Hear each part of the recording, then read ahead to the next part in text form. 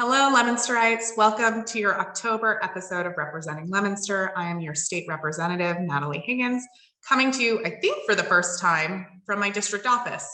And really thankful to be in this bright space, actually right above our superintendent, Paula Deacon.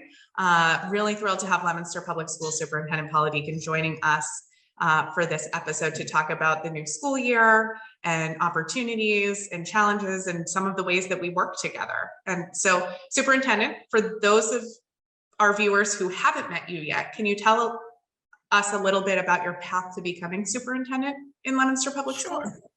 Sure. It even surprises me, but this is my 34th year in education.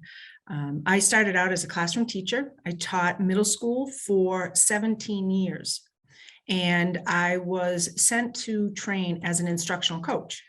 And so I was offered a position over here in Leominster to work with staff around the teaching of mathematics and science. So that was really my passion. And quickly, I did that for about 3 years. I became principal down at Fallbrook Elementary, just shy of 10 years. And as of this November, I will have been superintendent of Leominster for 4 years. Don't know where the time went. I think COVID had a little something to do with it, but I'm just excited to keep the work moving forward and to have the opportunity to take this position for the best and for the good of all the students of Leominster. Yeah, so nearly half of your time as superintendent has been dealing with COVID. Yes. Many thanks to you for navigating all of this. Right. So that was such a surprise. When you're thinking about leadership, never does a world pandemic seem to pop into the training. But we handled it. I've surrounded myself with more knowing others, trying to keep communication open. We had to learn a lot about this COVID pandemic, and we're still in it. We're navigating through it. I thought last year was a difficult year, deciding whether we would be in school or out of school. We were bouncing back and forth. This year is proving to be a little more difficult with this second bout of COVID in June, when the Department of Education said we will not be masking over the summer, the numbers are great. I literally threw every mask I had away. And people were saying, oh, could you use them for something in the schools? Kindergarten love to use the mask to hold goldfish for snack time. And then all of a sudden we were told to mask up again, and the rates were going up. Remote learning would not be an option, which was difficult. I love being in person though. There's no better way to teach than to be in person, and we're navigating it. It's not to say that it's perfect. It won't be perfect until we can rid ourselves of all of these restraints, but we have put some procedures in place. It's really trying not to interrupt the day for children. We started the last 2 weeks with, I'm sure you've heard of test and stay. I was going to ask you about that. Yeah, actually, it couldn't come at a better time. The problem is, I don't need to know if you're vaccinated, not vaccinated, any of that. If a child has some symptoms or is feeling a little bit off, they can go either to our school nurse, or we have state nurses that have come in. The state provided us with 8, which was so helpful. And they can have this immediate rapid test. If you're a close contact or you just don't feel okay, we get an immediate response. And so students can go right back to class. Parents receive an email that say your child did take a rapid test, a test and stay, and the results are negative. If we get a positive result, there's a phone call home, and then we begin the process of addressing it through a PCR test, or we give them several days of a test and stay to do from home. So, schools do a lot in the past for our families. Now we're even COVID testing. So I think what we're able to provide just to keep instruction going has been so helpful. And our students are showing up every single day. Our enrollment is coming back up. We still have quite a few out that are homeschooling. There are children who are medically fragile that just they need to play it safe right now. And we are supporting families however we can. But my hope is to get every child back in as soon as possible. But enrollment is up. Our classrooms are full. And if you ever get an opportunity to walk by, they're very busy. We have a lot of work to get done in 180 days. So we're moving along. Yeah, I'm so thrilled that the test and stay program has been able to be implemented. I know that there were some challenges with just sourcing those rapid antigen tests. They've been really hard to come by, and to get them at a scale that a school district like Leominster needs. And to get the support staff behind it as well. That was such a true gift. Our nurses right now, we're trying to manage day-to-day issues and then throw this on top of it. In the beginning of the year, I was talking to Kathy Gaudette, the lead nurse for the school district. The beginning of the year is tough because you have like the immunization schedule, like lots of paperwork that our school nurses are processing just to get the school year underway, and then to throw the testing where a lot of the symptoms of COVID are kind of symptoms that kids experience at any given time. And we are in New England. Right. So allergies are kicking in. Mine are. So I've even done the test and stay a few times because it does make people feel uncomfortable, but it seems to be working out beautifully. We are definitely not, I do want people to understand that we are definitely not doing pool testing at this time.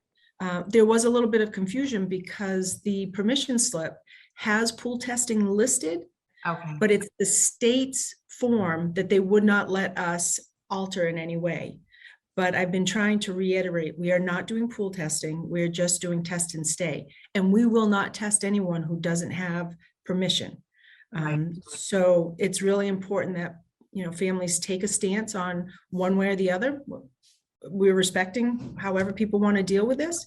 Just know that it's available. Yeah. And really allowing these families to make sure their kids can stay when they're testing negative. And I'm imagining that this is a challenge for teachers too. And I've heard that finding substitute teachers has been really hard. So the ability to, if there's any question of like, could this be a COVID symptom, getting that clarification. Yeah, the substitute, and I totally understand it. I mean, you can go by any business and see help wanted signs. We're experiencing that. That's been quite difficult. So if there's anybody out there that has ever thought they wanted to be a part of the school department in any capacity, we'll take you. Do they get in touch with how do they reach the school department to be a substitute? So the easiest way to do it is to just go onto our district website under our human resource tab, and all the positions are listed right there. We keep everything in one source. If you have any issues getting onto the website, you can always call our main office at 978-534-7700. We can either do an over the phone contact or help navigate through the website to make it easier for you. No, that's great. Thank you for sharing that contact information. And you mentioned a little bit about the student enrollment, and we've talked on the show a couple of times with other legislators about school funding, and that we went through over the last few years, kind of a continued effort to reform the state funding formula. We passed a bill called the Student Opportunity Act, and many thanks to the superintendents and superintendents like you, Superintendent Deacon, for lifting up the stories of communities like ours to make sure that we got this funding formula right, and that it truly addressed all of the challenges that came kind of with the old 1993 reform, which was well-meaning and worked for a little bit, right? But waiting almost 20 years, like to really take a look at doing some real reform and making sure that the funding is accurate and really represents the needs of the communities. I'm so glad. I think it's the hardest part.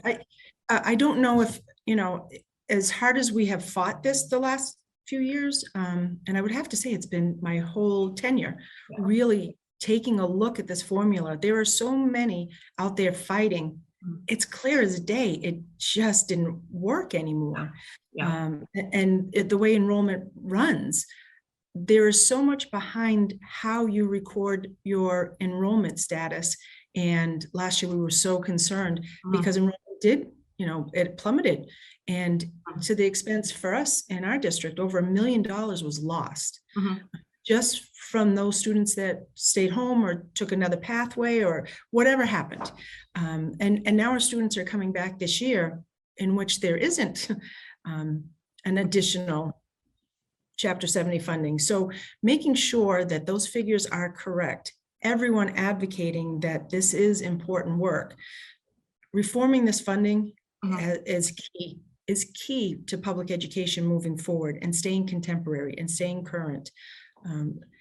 We're not done, right? Like, so it's great that we're on the formula, but now we need to fund it. And we saw that just before COVID hit, where the piece of the formula where Leominster gets most of the funding is the economically disadvantaged students.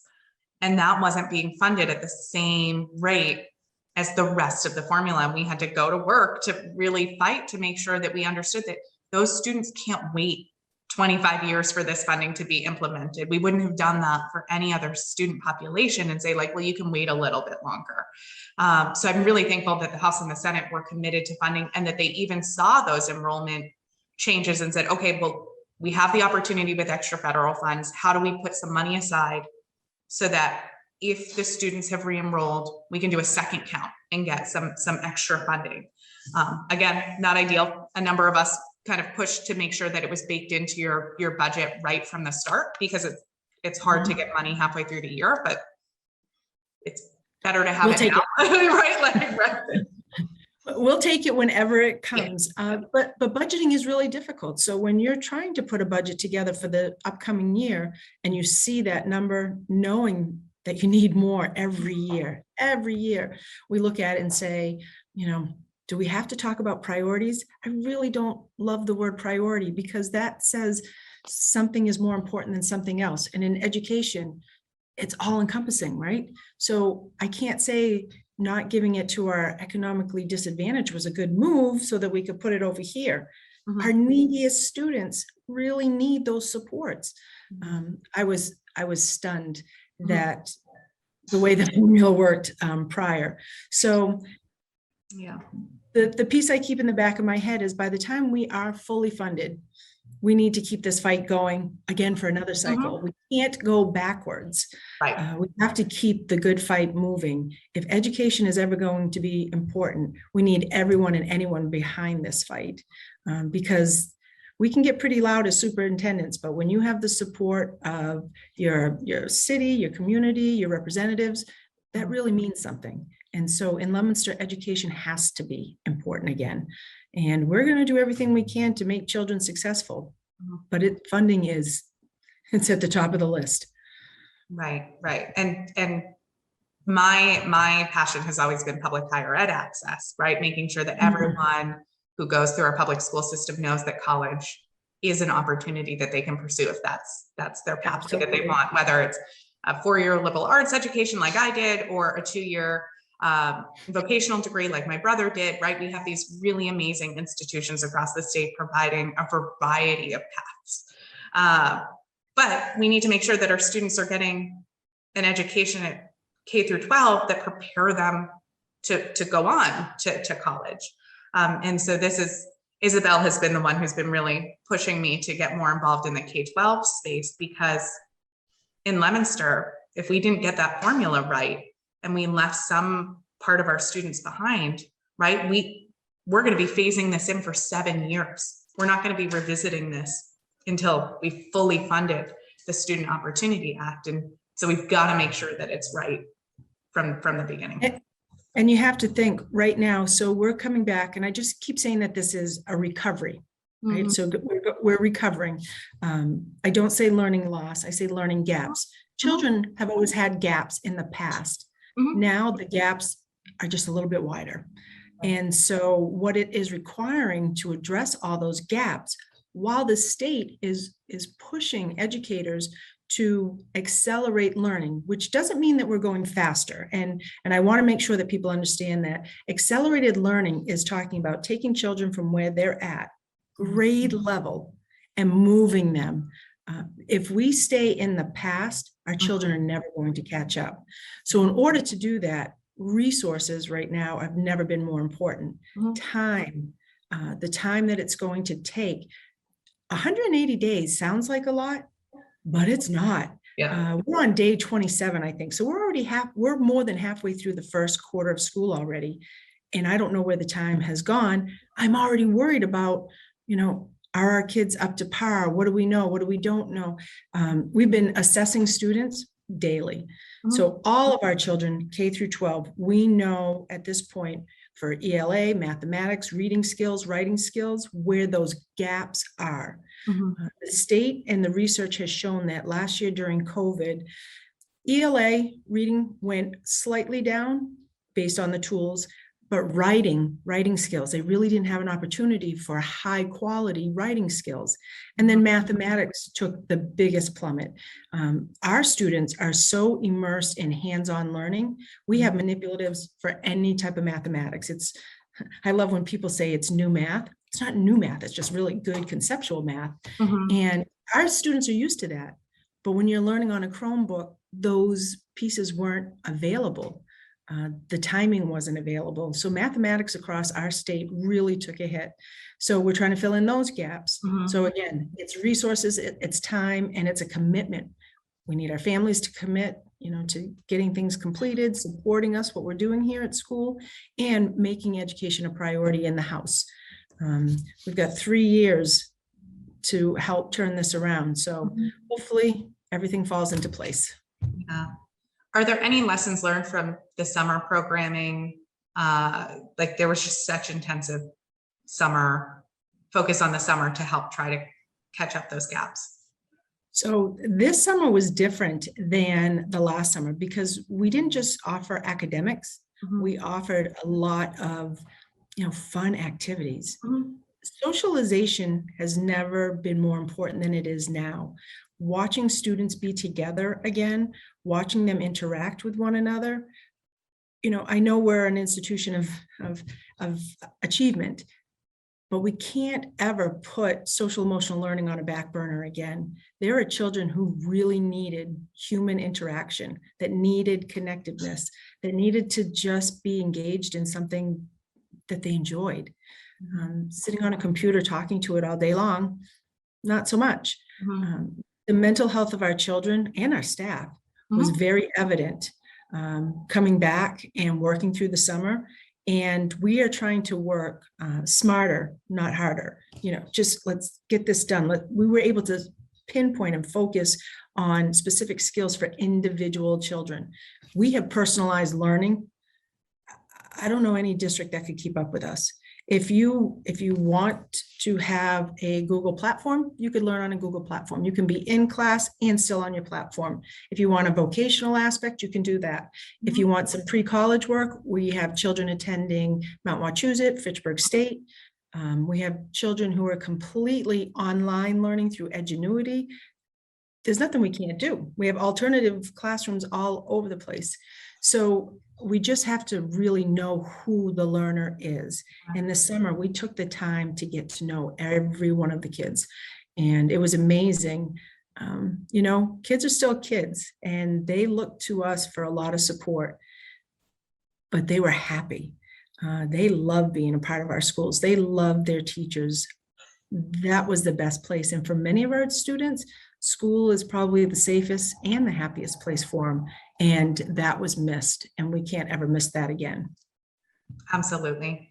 And we're hopeful at the state level that, you and I have been talking about kids' mental health and wellness for years, but that this might be the opportunity that we really do get some parity there and can pass a bill that predates my time in the legislature, a bill inspired by some Leominster High School graduates to mandate mental health education in our schools.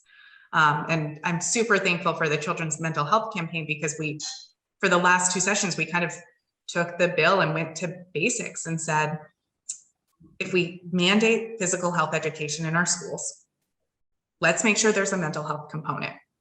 And we're going to trust our school committees and our school departments to find the curriculum that works best for their community.